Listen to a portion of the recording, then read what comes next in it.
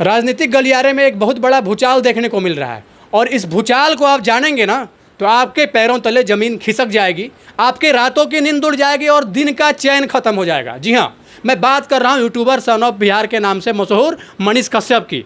आपको याद होगा कि बेतिया से मनीष कश्यप ने निर्दलीय कैंडिडेट के तौर पे अपनी भागीदारी पेश की थी और जनता के बीच जा रहे थे। बेतिया संसदीय लोकसभा क्षेत्र के जितने भी वहाँ के जनता थे सबके बीच मनीष कश्यप बड़े सहजता से और सरलता से पहुँच रहे थे और न सिर्फ पहुँच रहे थे बल्कि ये कह रहे थे कि हम आपके बेटा हैं, हमको वोट कीजिए। चूँकि हमको कोई पार्टी टिकट नहीं दे रही है और जब कोई पार्टी टिकट नहीं दे रही है तो फिर हम निर्दलीय कैंडिडेट के तौर पर आपके बीच हम आ रहे हैं।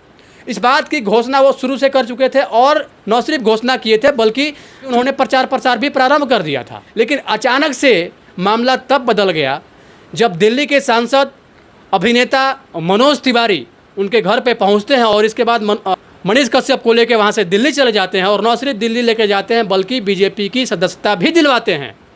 बीजेपी की सदस्यता लेने के बाद मनीष कश्यप का मानो बोल ही बदल चुका था।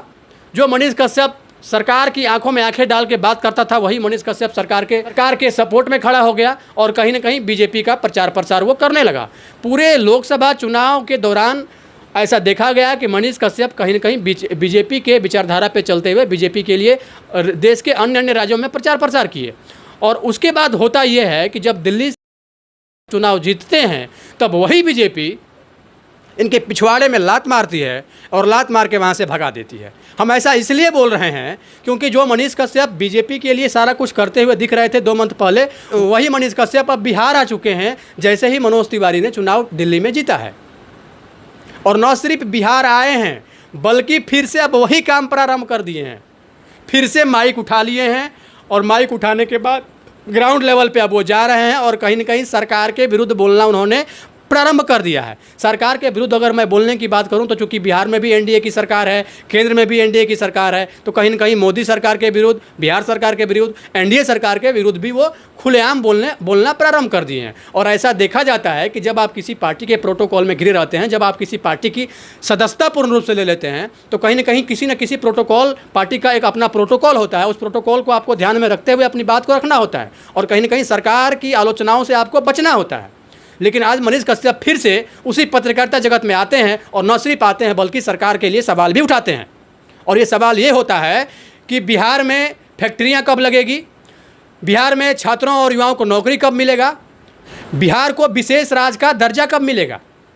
ये ऐसे जो मूलभूत सवाल हैं वो सवाल करते हुए नज़र आते हैं। और कहीं ना कहीं इन सवाल को करने का सीधा मोटिव ये है कि वो कहीं ना कहीं सरकार को टारगेट कर रहे हैं। अब सरकार, चूंकि सरकार है कौन, जिस समय वो पत्रकार थे उस समय तो वो अपनी बात को रख रहे थे। अब तो बिहार में भी एनडीए की सरकार है, यहाँ तक कि केंद्र में भी एनडीए की सरकार बन चुकी है। और अब आप किसी पार्टी के प्रोटोकॉल में आप घिर के रह रहे थे, पार्टी के भी किसी न किसी पार्टी विचारधारा के तले आप दबे हुए थे और अचानक से वहाँ से निकलते हैं और फिर से वही काम स्टार्ट कर देते हैं। और न सिर्फ वो काम स्टार्ट करते हैं बल्कि पूर्व के भांति आंखों में आंखें डाल के सिस्टम के विरुद्ध भी आवाज़ उठाने लगते हैं।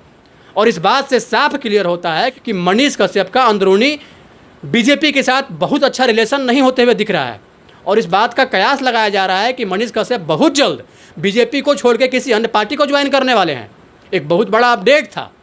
जैसे ही ये अपडेट बिहार के सियासी गलियारों में गया ना तो कहीं ना कहीं सब ने एक स्वर से कहना प्रारंभ कर दिया कि वही मनीष कश्यप है जिसको कि सब लोग सन ऑफ बिहार कहते थे। लेकिन आज हम लोगों ने सन ऑफ बिहार के नाम से उसका टैगलाइन चेंज करके ठग ऑफ बिहार इसलिए सिर्फ कहा क्योंकि उन्होंने बीजेपी की सदस्यता ले ली।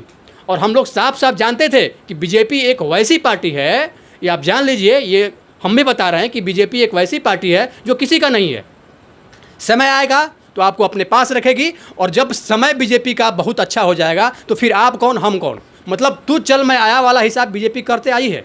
जितने भी लोग उसके साथ जुड़ के काम करते आ रहे हैं, चाहे वो हम नीतीश कुमार की बात करें, चाहे हम पावर स्टार पवन सिंह की बात करें। नीतीश कुमार हमेशा से बिहार के राजनीति में हमेशा से पलटी मारने का काम करते आ रहे हैं, लेकिन जब ज़रूरत होता है बीजेपी को तो नीतीश कुमार को अपने पाले में बुला लेती है। नीतीश कुमार बार बार पार्टी छोड़ के, बीजेपी छोड़ के, वो कई बार वो गए हैं महागठबंधन में, लेकिन जब उन्होंने आना चाहा बीजेपी में तो बीजेपी उनको सहर्ष स्वीकार करती है, गले लगाती है और 16 सीट दे के लोकसभा चुनाव भी लड़ाती है। और अब 16 सीट दे के लोकसभा चुनाव लड़ाने का कहीं ना कहीं दुष्परिणाम देखने को मिल रहा है कि नीतीश कुमार का अब केंद्रीय राजनीति में बोलबाला देखने को मिल रहा है और कहीं ना कहीं बीजेपी के ऊपर वो चढ़े हुए नजर आ रहे हैं। इस सब का नतीजा सिर्फ और सिर्फ ये है कि बीजेपी शायद वैसे लोगों को समझ नहीं पाती है और अपने स्वार्थ के लिए लोगों को अपने पास बुलाती है और स्वार्थ जब खत्म हो जाता है तो दूर कर देती है। ये बीजेपी की नीति है।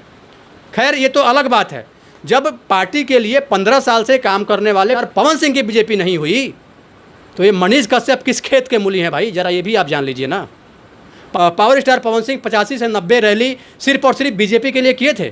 अपने व्यस्तम समय में से समय निकाल के पावर स्टार पवन सिंह ने बीजेपी के लिए अपना बेस्ट दिया और उनको लगता था कि अगर मुझे किसी का सपोर्ट करना है तो वो केंद्र की इकलौती पार्टी है बीजेपी। और कहीं ना कहीं पवन सिंह 15 साल से बीजेपी के लिए अपना बेस्ट दिए, अपने व्यस्तम समय निकाल के। आप जान सकते हैं कि किसी भी स्टार के पास, किसी भी सेलिब्रिटी के पास टाइम का अभाव होता है, लेकिन उस व्यस्तम टाइम में से समय निकाल के पवन सिंह ने बीजेपी को अपना बहुमूल्य समय दिया। और उस पवन सिंह की जब बीजेपी नहीं हुई तो फिर मनीष कश्यप किस खेत की मूली है ये तो हम पहले ही जानते थे। आज हो गया ना। अब मनीष कश्यप बिहार की राजनीति में आ गए, चूँकि मनोज तिवारी वहाँ से चुनाव जीत चुके हैं। जब मनोज तिवारी को ज़रूरत था, जब कहीं ना कहीं वोट बैंक की राजनीति करनी थी मनोज तिवारी को, कहीं ना कहीं मनीष कश्यप को बेतिया से खड़ा होने से रोकना था, संजय जायसवाल को चुनाव जितवाना था, तो केंद्र ने मनोज तिवारी को एक मोहरा बना के वहाँ से भेजा और कहीं ना कहीं उस मोहरे का यूज भी सहज तरीके से किया गया। तो ये तो बात साफ है ना कि जब बहुत कुछ अच्छा अगर चल रहा होता पार्टी में मनीष कश्यप के साथ, तो फिर मनीष कश्यप आज सरकार के विरुद्ध क्यों खड़ा हो गए? सवाल तो ये बनता है। और जब सवाल बनेगा तो हम तो अपनी आवाज़ उठाएंगे, क्योंकि जब बीजेपी को मनीष कश्यप छोड़ेंगे तो आखिर किस पार्टी को ज्वाइन करेंगे? सवाल ये भी बनता है। सियासी गलियारों से बड़ी खबर निकल के ये भी आ रही है कि एसएसपी सर्व समाज पार्टी, जो पावर स्टार पवन सिंह ने अपनी पार्टी बनाई है, उसी पार्टी में मनीष कश्यप भी ज्वाइन करने वाले हैं। और न सिर्फ मनीष कश्यप ज्वाइन करने वाले हैं, बल्कि आने वाले 2025 के विधानसभा चुनाव में वो एज ए विधायक कैंडिडेट के तौर पे लड़ने वाले भी हैं। कि जो संभावनाएं बन रही है, क्योंकि पवन सिंह के विचारधारा के साथ मनीष कश्यप की विचारधारा मिलती है, कहीं ना कहीं दोनों का जो मत है वो मिलता जुलता हुआ दिखता है।